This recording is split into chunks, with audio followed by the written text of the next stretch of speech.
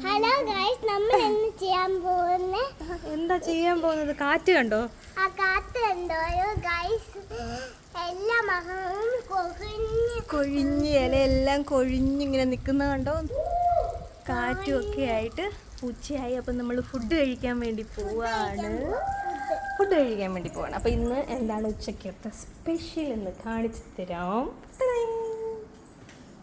ഇന്ന് ദാണ്ടേ പുളിശ്ശേരി, ചമ്മന്തി, ഉണക്കമീൻ വറുത്തത്, ക്യാബേജ് മെഴുക്കുവരട്ടി, അച്ചാറ്, അവിയൽ. എന്താണ് കാഞ്ചി കണ്ട് ഓൾറെഡി കഴിച്ചു തുടങ്ങി. കഴിക്കുന്നില്ലേ? എങ്കിൽ അമ്മ കഴിക്കട്ടെ.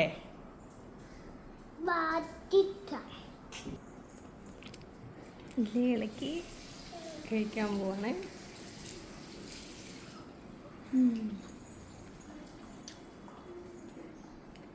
അമ്പഴങ്ങ ഇട്ട് അരച്ച ചമ്മന്തി.